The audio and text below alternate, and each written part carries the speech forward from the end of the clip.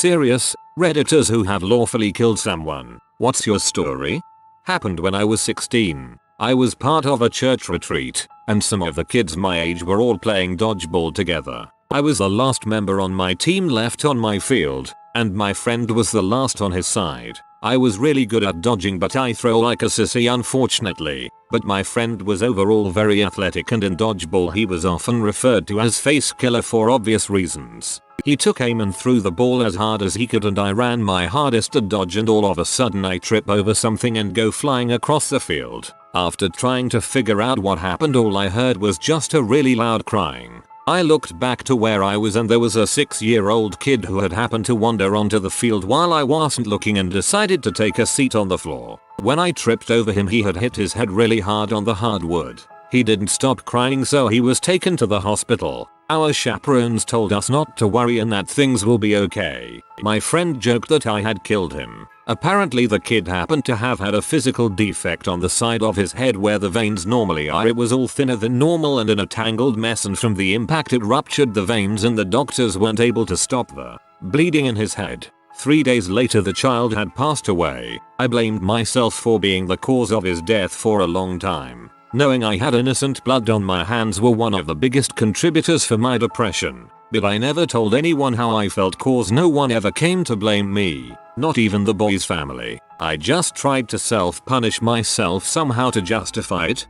There's a reason they call these things accidents. This was not your fault. I was walking to 7/11 in the middle of the day on a weekday and took a shortcut across an empty lot in Austin, TX. A guy jumped out from behind some vegetation and I saw him out of the corner of my eye as he was mid-jump. He tackled me and was on top of me and hit me a few times, and I pulled out my knife and cut from about his chin to his ear. He never said anything, never asked for anything, just jumped on top of me and started hitting. He ran off and bled too much before he made it to the hospital. Was a medic in Afghanistan. One of my friends was injured on a patrol. He ended up losing everything below his belly button. I packed all his wounds the best I could. I knew he wouldn't last long, and then he starts begging for me to kill him. We were 8 months into our deployment, and by then we had already talked contingency plans, and I promised him I would. I gave him a lot of ketamine. Like a lot. He passed away high as a kite, just like he wanted. At his funeral I cried my eyes out. Maybe he could have lived, but I'll never know. That was 4 years ago. I've dealt with depression, anxiety, nightmares, and have tried to commit suicide 4 times since. I miss him a lot, and his mom is so nice. I live 30 minutes from her and try to visit twice a month. She calls me Doc. At least you did what he wanted. Even if you feel awful for it, I'd feel at least a tiny bit good that in his last moments he wasn't in an awful amount of pain and died as painlessly as he could. Nothing exciting, but gave order to withdraw life support twice in 4 years so far. I'm still young, but attendings say it gets easier. I just don't know. I was the chief pilot for the owners of a large company in Florida. I was flying long hours because one of the other pilots took vacation because his wife was having a baby. At the last stop, I rented a car from the FBO and stopped for some dinner with my coworker. After leaving the restaurant, my rental car's door was open, though I had locked it before entering the restaurant. I ran up to see what was going on, and there was a man going through my luggage in the back seat. The very first thing I said was that I was calling the cops. This caught him off guard because he didn't know I was there. He leaped out of the car and said if I pulled out my phone, he would kill me. All the while he was pulling out a .38 special and held it down, waiting for me to react. The customers on the patio had noticed what was going on and called the police without either of our knowledge. We both stood in silence as we both realized we were in a fricked situation. He said give me the keys. I refused, and he started to move his arm. Before he could even lift his arm all the way to aim at me, I managed to remove my Springfield XD9 from my Remoral holster tucked into my slacks and fired 3 shots, all center mass. He fell back and I took cover behind the car, pulling my co-worker who had watched the whole thing unfold. The officers arrived about 4 minutes later and detained me while they investigated. The man died 3 minutes after the police arrived. A man took cell phone video from the patio and it was used in the case. I was 26. This was last year. It haunts me to this day and I will never forget it. I was cleared about 6 hours later and returned home following the incident. Few years ago I was walking home at night after a pub shift and decided to cut down the alleyway to save some time. It was freezing that night and I just wanted to be warm. I got jumped by two guys. I got hit in the back of the head by a bit of wood and went straight down. Come to feel one of the guys trying to pull my skirt and tights off. I tried fighting, but seeing as he was a lot bigger than me, I really struggled. I grabbed around and grabbed a beer bottle and smashed it in his face. Long story short, he bled out and died. His friend ran off and left him. Someone called the police, found me crying, him dead. I was arrested, questioned, soon become very apparent what happened. I wasn't never charged, all in self-defense. They never found the second guy, and to this day still think about the guy who I killed. I'm a respiratory therapist, so when someone says take them off life support or pulling the plug, they are typically talking about me. For a bit the oddness really struck a nerve. Families and even patients thanking me. I stopped counting at 27 in my first 8 months. I've done everyone, from babies to the elderly. It actually hit home last night. I was watching Scrubs, the episode where Laverne dies, and they have to go in to say goodbye. And I've said goodbye to so many people. I work in home care now, partially because of it. This was about 2004 to 2006. I don't remember the exact year anymore. I killed a guy that tried to break into my apartment because he was wanting his wife that he had just beat the crap out of. 2 AM. I hear them arguing. I could hear it through my bathroom wall. I shut my bathroom then bedroom to drown it out. 2:15 AM. She's banging on my door. Broken nose, left eye swollen, and limping from tripping and falling to get out of the apartment. Told her to go to the bathroom, clean herself up, then hide in my bedroom. Husband comes out of the apartment, yelling her name, and he notices her blood trail to my apartment. Starts banging on my door, yelling to let him in. I warned him 3 times that if he doesn't stop, I will kill him. He kicks the lock on the door. Door swings open, and I swing my baseball bat down onto his head. He falls to the ground stunned. He lands stomach first and I see a handgun tucked into the back of his shirt. I grab it, throw it into my apartment, and warned him one more time. He got up, came at me. I slammed my bat into his stomach, then slammed my bat over his head one last time, which caved his skull in. I knew from the blood spatter from when I hit, he was dead. Thankfully, the neighbors had called the police when it started, and the second he fell to the ground dead, police had made it to the top of the steps. It never affected me as much as it should have. I reacted the best way I could for the situation I was in. I don't think about what I did anymore. I can't fix the past.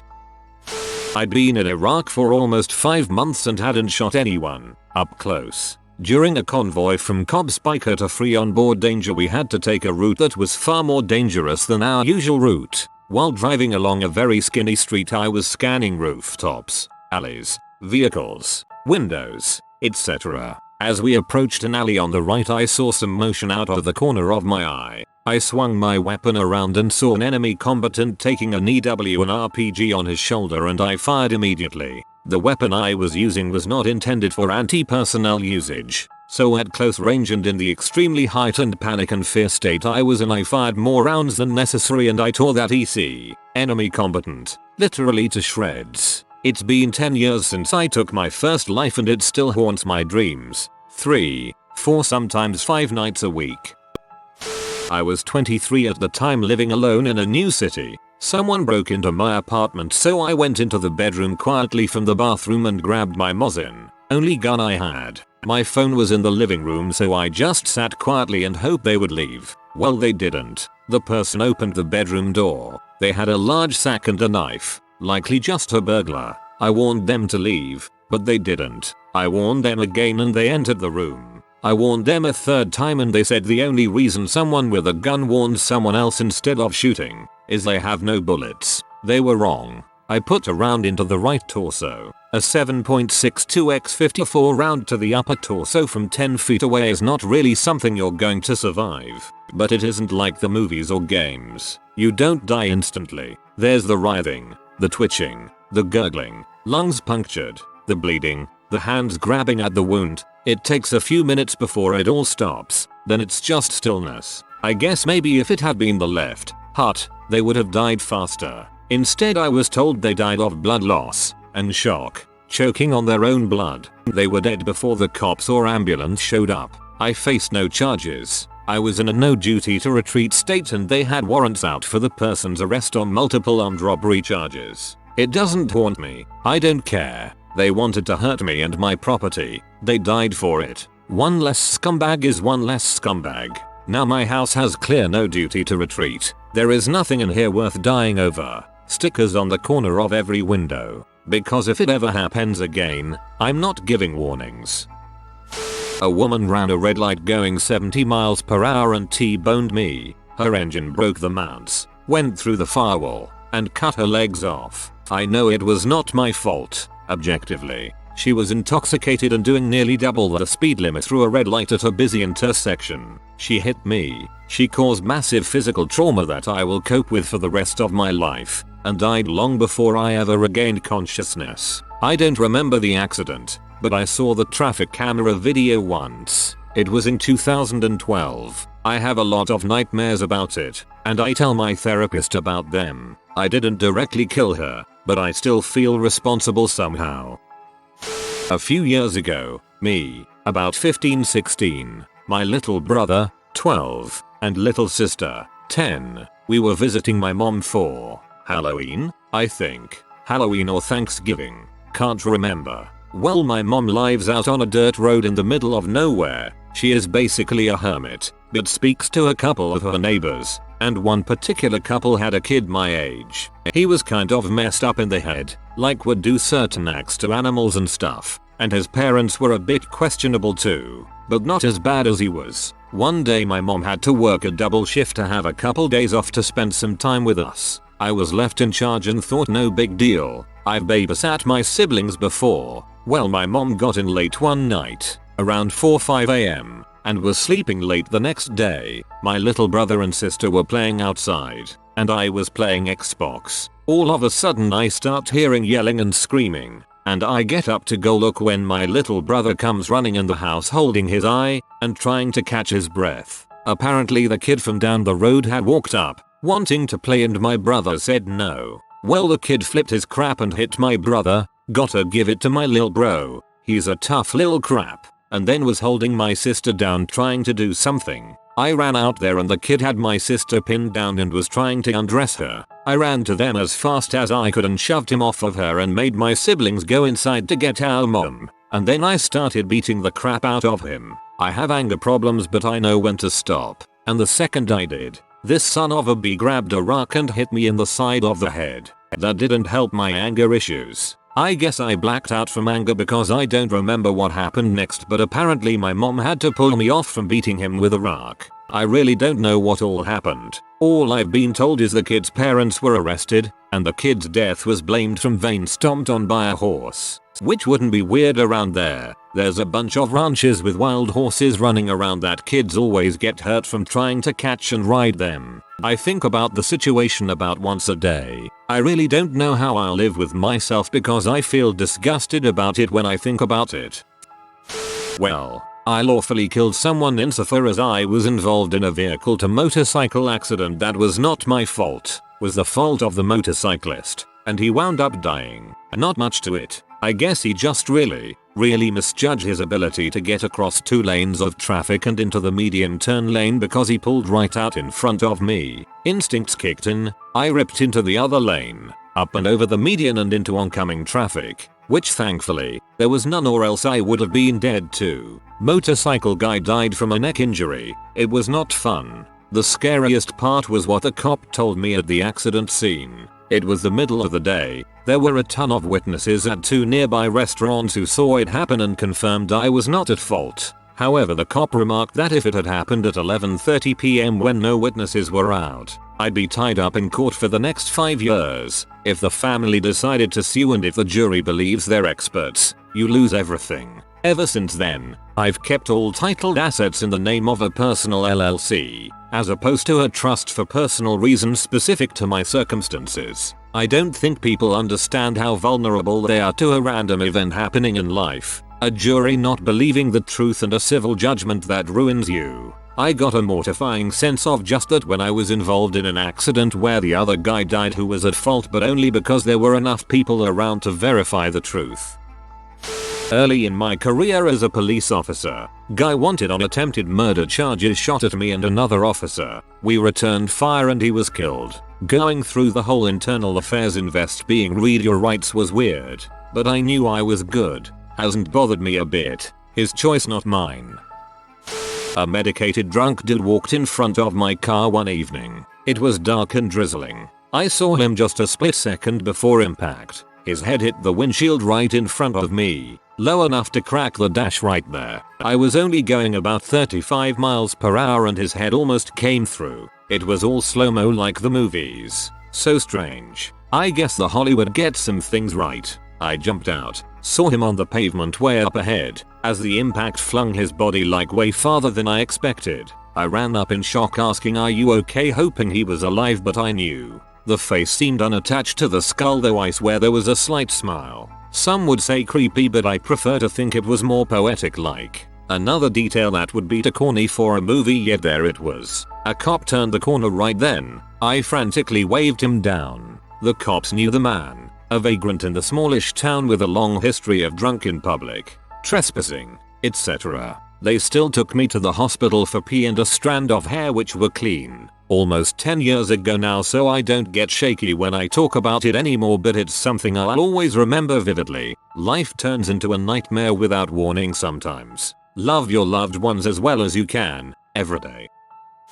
I was working in Afghanistan, counter IED intel ops. We would fly along known routes and ahead of our troops to see if the route was clear, etc. One day we come across 4 guys digging a trench across a road. We watched for a while as they set 4 large explosives into the trench and ran wires off to a grove of trees up on a nearby hill. We figured out coordinates for both the IED and the grove and called in airstrikes. The Air Force was happy to send us help in the form of an A-10. As the aircraft is nearing, the 4 guys look up into the sky. Crap, they must have heard the drone or something. 2 guys take off down the road and 2 headed for the grove. Crap, well at least we can get the 2 that stayed. Our drone cam follows them to the grove of trees, and as we wait for the impacts, the 2 remaining guys decide that they would meet up at the grove as well. Right when they arrived and collapsed on the ground from their sprint, the bombs impacted right on them. There was nothing left. I never felt so sick,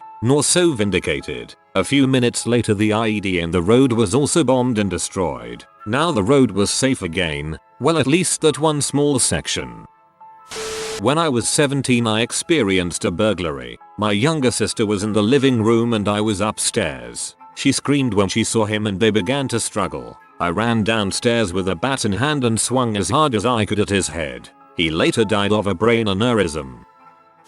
I work private security in Atlanta, and I'd just gotten off of a 311 shift. I was tired, exhausted, and I needed gas, so I popped into this crappy gas station. I guess I wasn't thinking straight about where I was, but it didn't take long for someone to remind me. I didn't even notice him at first, but I'll never forget his face, or the fact that I could smell his breath from a good 10 feet away. Rotting teeth. They'll do that. We exchange words. Pleasantries at first. He's nervous. I see that. Out of habit, I keep my right hand near my side, where I keep my revolver holstered. It's hidden out of sight by my hoodie. He can't see it, I know that much. Still, he's fidgeting. The breath, the sores on his face. I can guess that he's an addict. It's not hard to guess. Still, he's just setting alarms off in my head as I'm pumping gas. I guess he's waiting for me to finish, because when I do it, out comes the knife,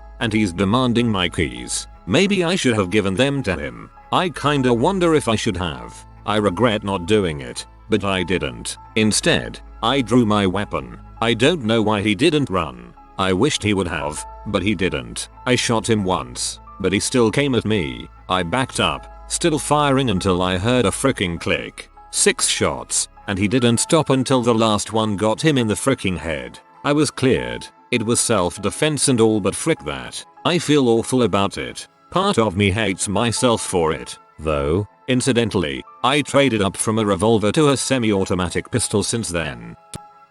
About 30 hours ago I gave a nurse instructions to remove my grandmother's breathing tube, and exactly 21 hours ago I felt her heart stop under my hand, along with my mum. It wasn't my fault. It wasn't anyone's fault. Well, the stubborn old bat did refuse to take medication to treat a recently discovered heart condition, but I still felt like the biggest C in the world making that call to the nurse. Hug your loved ones. Also, hug a nurse. They do a freaking unbelievably difficult job, and they do it with a smile on their face.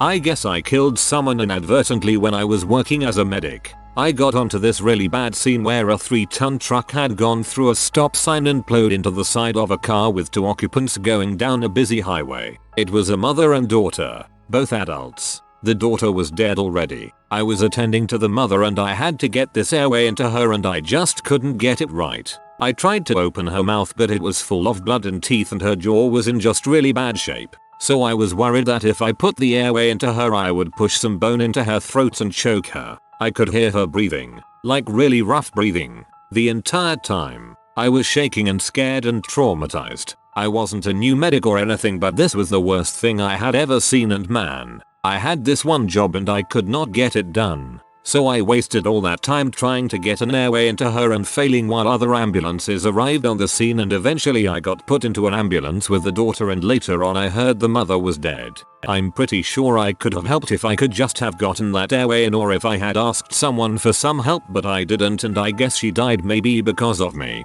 I have carried that around every day for a long time. If you are new to the channel, you can subscribe. I publish new videos every day. Until then, check another video.